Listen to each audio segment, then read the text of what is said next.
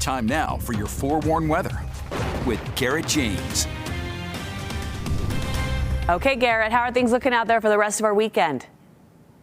Well, things are looking slick out there, especially as this winter storm continues to really grab hold of the state, and it's really not going to be letting go anytime soon. In fact, relief from the snow, I know some places aren't seeing it quite yet, but don't worry, it is on its way. Just give it a little bit of time as a little bit of moisture is coming in from the northwest, and as it does so, it's not going to really budge past I-15 too much, and I'll show that here in just a second once we get to the Futurecast. But let's go ahead and take a zoom in to the Salt Lake City metro area. We can see from Ogden to Draper there are a few heavier bands of snow taking place, even all the way to Provo. Not quite to Nephi, but take a look just to the west near Wendover. Notice how it's showing a little bit of a mix of precipitation. Well, that's because some surface temperatures are just a little too close to freezing, and so there could be a little bit of a rain-snow mixture taking place overnight tonight, and that's what the forecast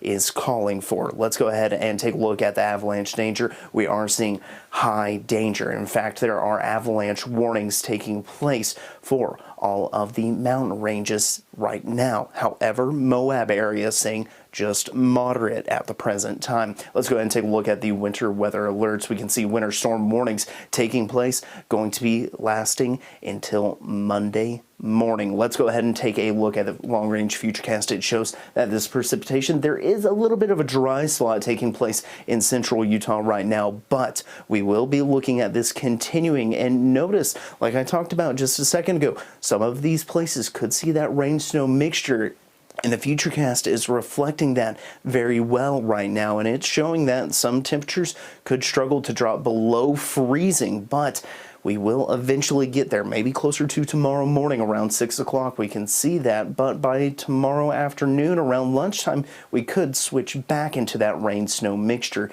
And then by tomorrow night, we'll start to see a little bit of an empty radar, but we're not quite done yet, as by the time we get to Martin Luther King Jr. Day, we will see a few snow flurries being possible as we get to the afternoon and evening hours, but then it does look like we try and dry out by Tuesday. So what are we thinking as far as snow potential? Well, we are going to be looking at roughly, say about 4 to 10 inches for some places, but we can really see that's really right in the mountain ranges, seeing the highest amount, with the Cottonwoods seeing anywhere from about 18 to 36 inches through the remainder of tonight.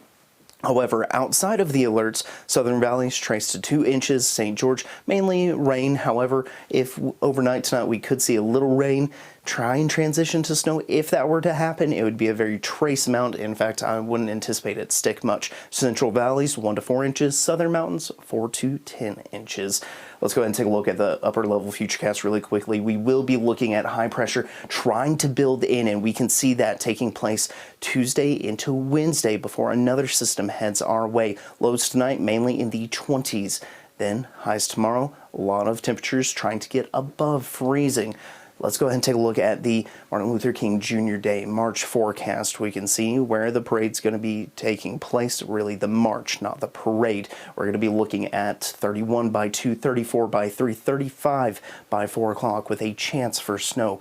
7-day forecast for the Wasatch Front shows snow showers Sunday and Monday, then another chance on Wednesday and Thursday. St. George mainly staying dry with a slight chance overnight into tomorrow.